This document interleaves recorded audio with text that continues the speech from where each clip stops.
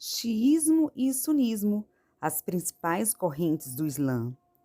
O Islã surgiu na Arábia no início do século VII da era cristã, em região cujo contato era pequeno com o judaísmo e o cristianismo.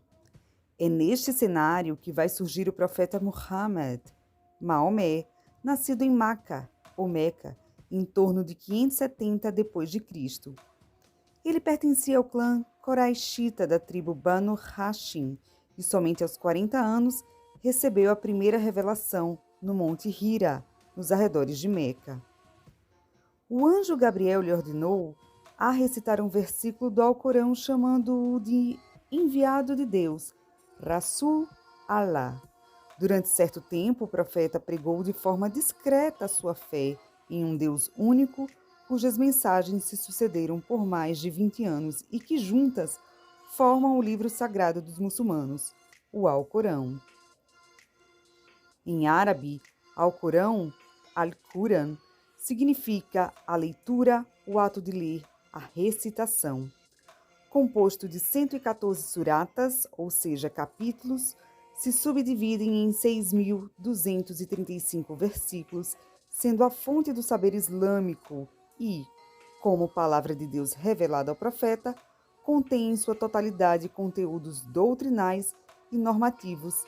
Descreve desde as vicissitudes da alma, dos assuntos sobre a criação, a astronomia, temas concernentes à terra, ao reino animal, vegetal e à reprodução humana. De outro modo, outra peculiaridade do Islã é possuir, além do Alcorão, que, como se sabe, é o suporte não só para a liturgia islâmica, mas também o código de vida a ser seguido, outro conjunto de tradições orais do profeta, preservadas e reunidas, chamados Hadith Nabawi, ou sentenças divinas, recebidas e emitidas pelo profeta, chamados de Hadith Qudsi, sendo outras orientações que complementam o Alcorão. O conjunto desses hadith comporiam a chamada Sunna, ou seja, as tradições do profeta que abrangem sua maneira de agir em diversas circunstâncias da vida, e que são as orientações a serem observadas e seguidas pelos muçulmanos sunitas. Por essa razão, o termo Sunni significa literalmente o que é tradicionalista, denominando aqueles que seguem as tradições do profeta. A descendência do profeta é de Ismael, filho de Agar e Abraão. Portanto, o islamismo é mais uma religião abraânica. Suas principais correntes são o xiismo e sunismo. No entanto, há pequenas outras ramificações, como o sufismo, corrente mística muito encontrada na Índia, o wahabismo, controladores de Meca, ismailismo, sikhs, drusos, encontrados muitos no Líbano, alauítas, controladores da Síria, caraígitas, encontrados em Omã e Argélia, entre outros. São em torno de 70 ramificações. O cisma entre os sunitas e xiitas se inicia logo após a morte de Maomé, quando se instalou um conflito entre os primeiros seguidores da religião sobre quem seria de fato o legítimo sucessor do profeta. Os sunitas acreditam que Abu Bakr, pai de Aisha, esposa de Maomé, é o sucessor e que o método de escolha ou eleição de líderes, a Shura, aprovado pelo Alcorão, legitimou o consenso da Umma, ou seja, comunidade de muçulmanos. Já os xiitas acreditam que Maomé ordenou divinamente seu primo genro Ali. Ali era casado com Fátima, filha de Maomé, e pai dos seus netos Hassan e Hussein, de acordo com o comando de Deus, para ser o próximo califa, ou seja, líder, sucessor de Maomé, fazendo de Ali e seus descendentes os sucessores diretos do profeta. Além dessa polêmica, outros conceitos teológicos fizeram sunitas e xiitas se distanciarem, como, por exemplo, a crença nos 12 ímãs que originou o xiismo duodecimano, a corrente mais popular do xiismo. As diferenças entre os dois grupos estão mais nos campos da doutrina, rituais, leis, teologia e organização religiosa. Os sunitas, cerca de 80 a 90% dos muçulmanos, acreditam que o califa deveria ser eleito pelos próprios muçulmanos, como já mencionamos anteriormente. E os xiitas, eles alegam que o profeta é o sucessor legítimo de Ali, que foi assassinado. Assim, recebe o nome de sunita aquele adepto do islamismo que segue a corrente majoritária da religião em todo o mundo, sendo uma das poucas exceções o Irã, onde predomina o xiismo. Como também já mencionamos anteriormente, o termo sunita tem origem na palavra sunna, que significa trajetória, caminho percorrido, e é uma referência ao documento sagrado que narra as experiências do profeta Maomé, a figura central do Islã, o profeta ou revelador da vontade de Deus, Alá. Com este termo, os muçulmanos sunitas querem deixar claro que estão comprometidos intimamente com as práticas do profeta. A Sunna serve de referencial nas questões que não sejam minuciosamente abordadas pelo Alcorão. Em síntese, podemos resumir a essência do Islã em 5 pilares fundamentais. 1.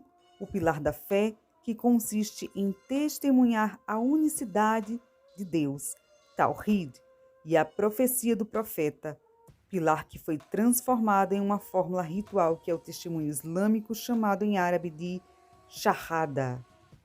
2. Salat, o pilar da oração ritual diária, composto de 5 orações canônicas. 3. O pilar do Zakat, ou digamos, dízimo para nós. 4. O do jejum do mês do Ramadã, 9º mês do calendário lunar islâmico, mês em que começou a revelação corânica. 5. A peregrinação a Meca. Os muçulmanos reconhecem que aqueles que não tiverem recursos financeiros ou condições físicas estão isentos de participar de tal peregrinação. É lá onde tem a Kaaba, que é uma construção cúbica localizada próxima à grande mesquita de Meca e é o centro das peregrinações muçulmanas chamadas de Hajj. É para onde o devoto muçulmano volta-se para suas preces diárias, Salat. É o lugar mais sagrado do Islã por ter sido construída por Abraão e Ismael e por lá estar o que os muçulmanos conhecem como Pedra Negra, que Deus teria enviado a Adão para a remissão dos pecados e o anjo Gabriel dado a Abraão. A pedra foi enviada por Deus do paraíso branca, mas ficou negra devido aos pecados. A Kaaba foi fonte de símbolos demoníacos, histórias de gênios, lâmpadas mágicas e tapetes voadores, vem dessa época. Antes do profeta Maomé, o politeísmo, que é a crença em vários deuses, era praticado por diversos grupos. Foi, portanto, ele quem uniu a sociedade árabe na crença monoteísta, onde Alá seria o Deus Supremo. Deus designou a Kaaba como casa sagrada, como local seguro para os muçulmanos. Alcorão 5.97. Nos primórdios da história islâmica, os xiitas eram uma facção política, literalmente os Shiat Ali, ou Partido de Ali.